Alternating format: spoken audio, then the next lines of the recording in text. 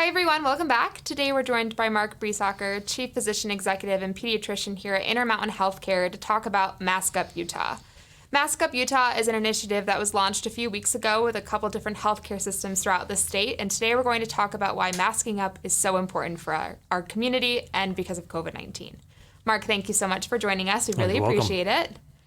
So I want you to give us a little overview about what MaskUpUtah is, why it came to be, and who is all involved in this project. Well, Amanda, thanks. It's really great to be here, and this is a great topic to talk about. You know, this came to be as the hospital systems across the state, were gathering and talking about what can we be doing. We of course have been getting together on a weekly basis through the Utah Hospital Association, and we saw the rise in cases that started after the Memorial Day weekend. And we said, we have to talk about this. We have to share why it's important. We have to help everyone understand that this is about protecting those around you. And so we came together, kind of sponsored and led by the Utah Hospital Association, and each system worked on the messaging, on all the parts of the campaign, the social part of it, the artwork part of it. And I think it really came together in a nice way. And when you guys were deciding to do this project, was there a reason that it had to be all the healthcare systems? What was the idea behind the collaboration piece? Why is that so important? Well, I think it's important because it's really all of us together that's going to make the difference here as we work through this pandemic.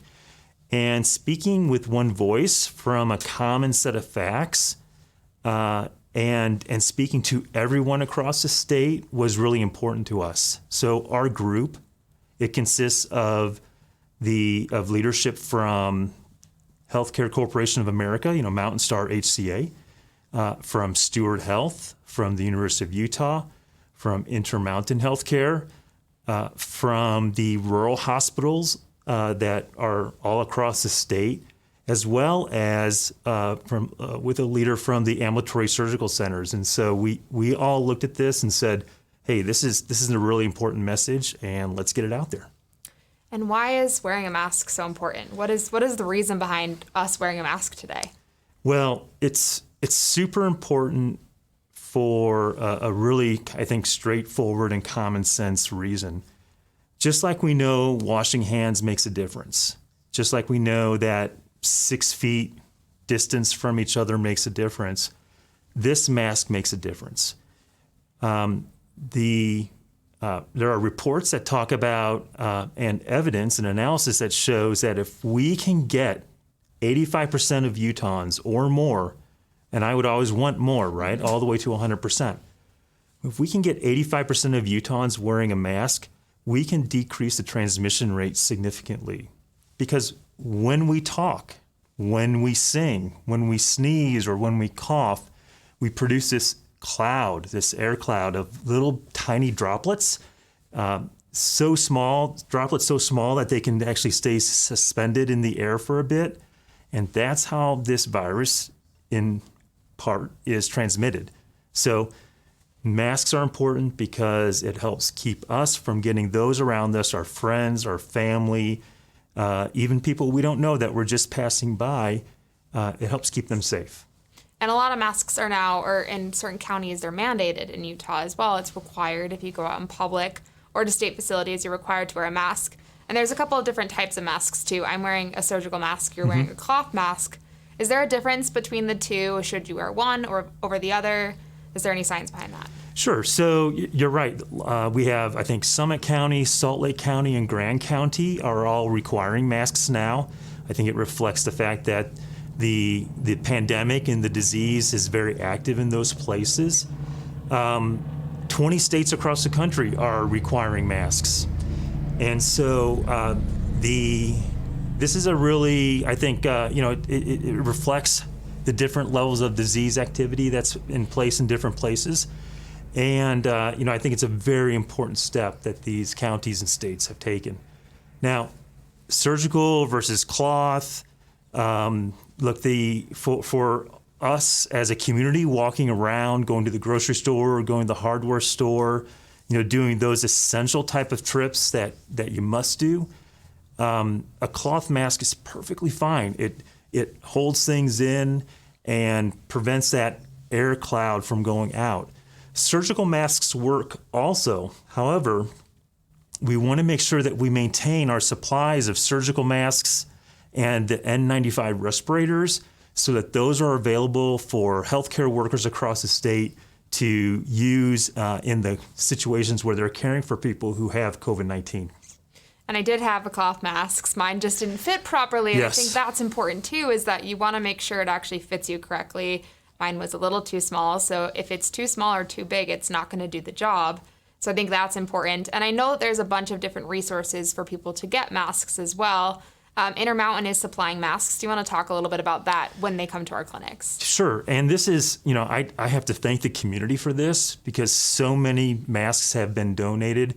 I remember when we were rounding up at our hospital up in Tree Mountain, Bear River Hospital, and the supply part of the hospital had huge boxes of donated masks that the community had made for them.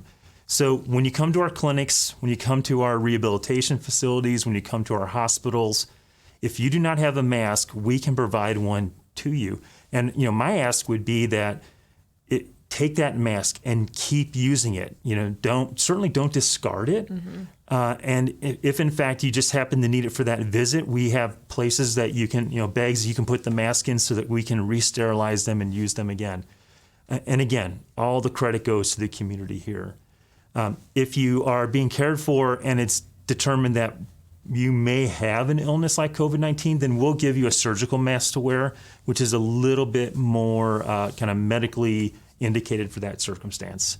And then I also know that you can go to utahcoronavirus.gov/mask, and it will share with you locations where you can go by and pick up a cloth mask. Yeah, they also started a program, Every Mask for a Utah, and you can fill out the form, like you said, and find out where you can get them. There's also lots of resources online, and masks are fairly inexpensive. You just need to know where to look and maybe read some reviews on what masks will work best for you. Mm-hmm. There's also, we did Project Protect with our collaboration with the University of Utah and Latter-day Saints, and they have templates on how to create masks too. So if you wanted to sew a mask yourself, there's lots of templates and information out there on how to make your own mask as well. So why do you wear a mask in the community? What's your reasoning behind it? Look, I wear my mask for everyone who's around me, for my family, my wife and kids, for those that we might pass by and they may have medical conditions that if they were to catch COVID-19, they were at risk to get quite sick from that.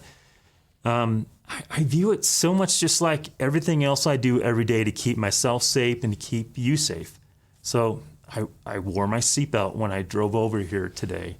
I wash my hands, before and after eating and in all the right places. So these are things we do that, I guess I can remember a time when it wasn't the accepted thing with respect to seatbelts, many, many decades ago.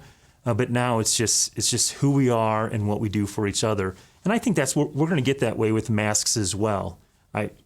I've certainly seen at the grocery store a lot more wearing of masks, and it makes a difference when I walk past somebody and you get that glance and you say, I'm watching out for you and you're watching out for me, and thank you. I think it's important to know too that this is a public health issue. It's not a political issue. Wearing a mask doesn't mean you support one person over the other. It means that you respect the people around you as well. This is all about people. It's all about us as communities across the state. We've been leaders in the response to COVID-19, and I know we're going to be leaders in this space as well. Well, Mark, thank you so much for joining us. And there's a couple of resources we want to provide to you guys. We'd love to see the masks that you're wearing so we can feature you on our social media channels. If you use the hashtag MaskUpUtah and tag Intermountain Healthcare, you'll get a chance to be featured. We'd love to see how you're supporting your community. Like Mark said also, there's a couple different resources to get a mask yourself. You can go to coronavirus.utah.gov/masks to fill out their form, or you can search online to find different masks as well. We also have a website dedicated to Mask Up Utah where you can find out information about why this project happened and how you can get involved. Our COVID-19 hotline for everyone as well is 844-442-5224. You can use that phone number to get screened and tested for COVID-19. Thanks, everyone. We'll talk to you next time.